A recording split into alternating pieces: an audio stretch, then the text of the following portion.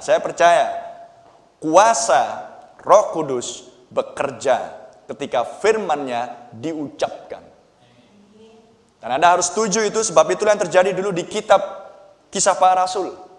Sementara Petrus berkata-kata, berkhotbah di rumah Kornelius, dan Kornelius dan seisi rumahnya percaya, amin. Maka apa yang dikatakan nas kitab suci? Roh Kudus turun memenuhi mereka. Dan saya percaya kita ingin dipenuhi Roh Kudus. Karena jika kita dipenuhi Roh Kudus akan membuat kita bisa mengerti dari nas-nas kitab suci, dari kitab Kejadian sampai Wahyu. Dan Yesus katakan di Matius bahwa manusia tidak hidup dari roti saja, tapi dari setiap firman yang keluar dari mulut Allah. Maka jika inilah firman Tuhan, maka hendaklah kita memakannya. Haleluya. Dan saya akan bacakan untuk saudara-saudari dari Wahyu pasal 10. Wahyu pasal 10. Mulai ayat yang pertama.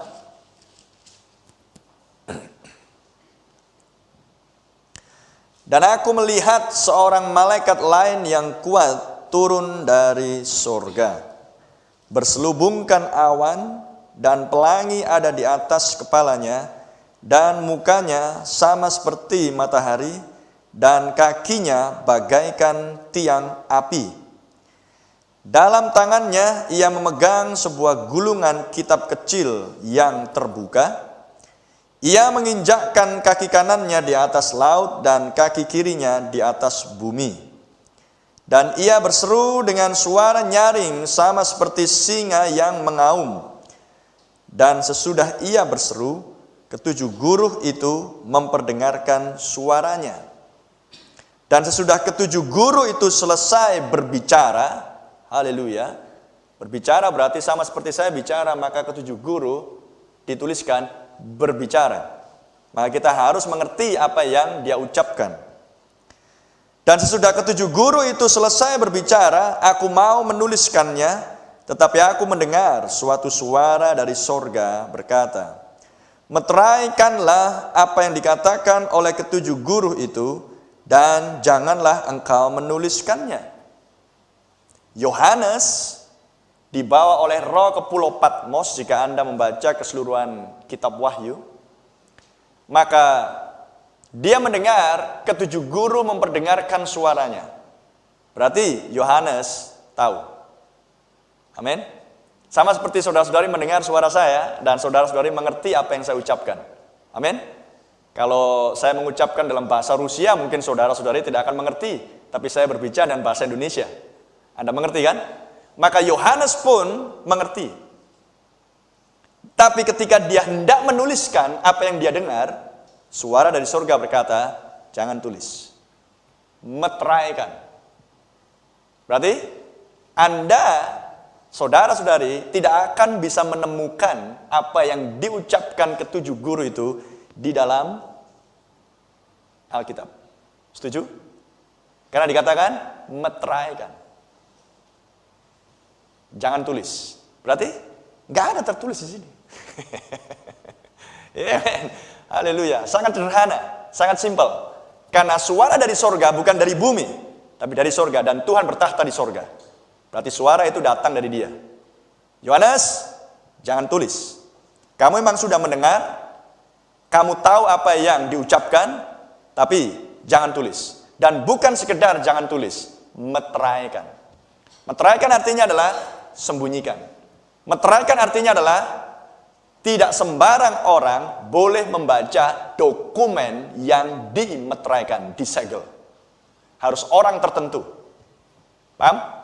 Jika Anda mendapatkan di situ amplop coklatnya dituliskan dokumen rahasia, tersegel, jangan coba-coba untuk membukanya jika saudara-saudari bukan seorang yang ditentukan untuk boleh membuka, atau Anda akan melanggar hukum dan berhadapan dengan pengadilan. Sangat sederhana. Karena secara jasmania itulah hukum pemerintahan di bumi. Tetapi Tuhan adalah pemerintahan yang jauh lebih tinggi dari pemerintahan bumi. Maka jika pemerintahan bumi tahu hukum, maka Anda berbicara tentang kerajaan Allah, dia adalah hukum yang asli. Amin. Saya lanjutkan. Dan malaikat yang kulihat berdiri di atas laut dan di atas bumi, mengangkat tangan kanannya ke langit. Anda mungkin berpikir, pernahkah saudara melihat malaikat berdiri di atas bumi dan di atas laut seperti ini? Anda bisa membayangkan itu, malaikat jenis mana yang seperti itu? Nah, sebelum saya lanjutkan, saya ingin memberikan latar belakang tentang kitab Wahyu. Kitab Wahyu, Anda harus pahami bahwa kitab Wahyu adalah kitab yang dituliskan dalam bentuk simbol-simbol. Amin. Dari mulai pasal pertama sampai pasal 22, Wahyu dituliskan dalam bentuk simbol. Sangat berbeda dengan kitab-kitab yang lain di keseluruhan kitab suci di Alkitab kita. Saya ambil contoh kitab Daniel. Kitab Daniel berisi penglihatan, berisi cerita, tetapi kitab Daniel sebagian juga berisi simbol-simbol. Amin. Maka jika itu simbol, maka tidak akan ada seorang pun yang bisa mengerti simbol jika hanya digambarkan seperti ini. P strip. Orang yang awam tidak akan mengerti simbol ini. Ketika Anda melihat di jalan, strip. Paham? Anak saya yang masih umur 7 tahun yang belum banyak tahu tentang pengetahuan, ketika melihat simbol P strip, dia akan bertanya kepada saya, apa itu Pak artinya? Maka saya jelaskan. Itu artinya adalah dilarang parkir. Mengerti? Itulah simbol. Jadi, supaya simbol bisa dimengerti, maka simbol perlu dijelaskan. Jadi jika ketujuh guru mengumandangkan suaranya, dan itulah simbol, malaikat berdiri di atas, satu kaki di atas laut, satu kaki di atas bumi, itu simbol, berarti harus ada sebuah wewenang di akhir zaman untuk menjelaskan arti itu. Kalau Anda tidak mengerti artinya, Anda dan saya akan jalan terus, bahkan parkir mobil di situ, maka yang berikutnya adalah prit, polisi datang, menilang saudara, Anda tidak diberkati. Kita rugi. Padahal kita mau jalan-jalan supaya kita dapat kesenangan, tapi Anda justru harus mengeluarkan uang karena kena tilang. Dan kita nggak ingin kena tilang oleh polisi surgawi.